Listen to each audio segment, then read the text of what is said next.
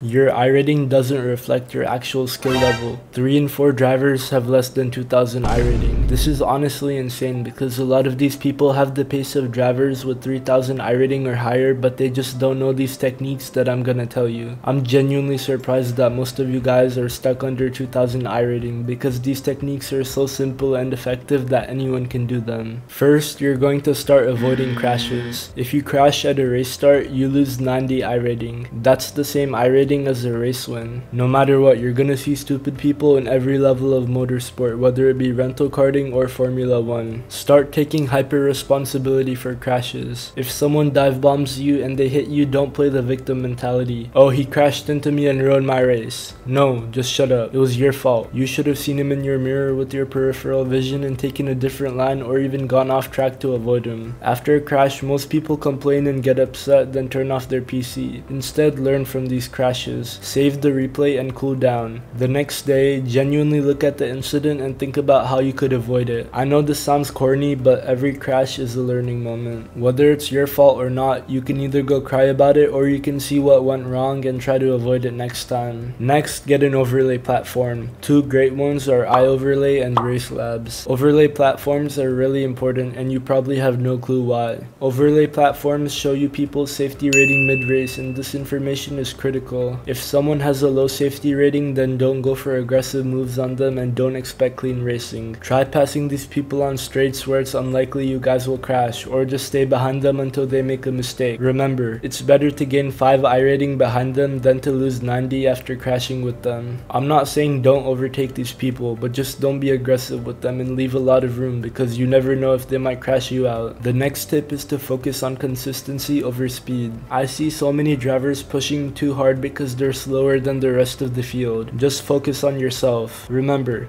apexes and exits. Sure, you might gain a few tenths a lap pushing really hard, but if you crash, you're out of the race. So is it really worth it? If you're slower than the rest of the field, stick to the lines that you practiced and don't deviate from them. After the race, look at the replay and see where you're losing lap time and practice those parts of the track. Now you know exactly how to increase your iRating, but you're still missing the final piece of the puzzle. You still don't know what tracks to race at. Don't worry, I'm gonna fix that. Go choose a car track combo that you are really good at. It doesn't matter if it's a boring combo or if it's bad. All that matters is that you can consistently lap faster than other drivers there. Don't choose a car track combo just because it's fun. Personally, Spa is my favorite track, but I'm really slow there with the GT3s. On the other hand, I'm really fast at Summit Point with the Mazda Cup car. Knowing this, I would rather race at Summit Point in the Mazda than Spa with the GT3s because I know where I'm faster. After you've chosen your desired car track combo, you still have to learn it. Albert Einstein once said, insanity is doing the same thing over and over again and expecting different results. You can't go hot lapping blindly and expect your lap time to magically decrease. There's a methodology on how to master car track combos that you definitely don't know. Don't worry though, because that's where I come in. In this video on screen, I explain a 3-step method on how to master any car track combo.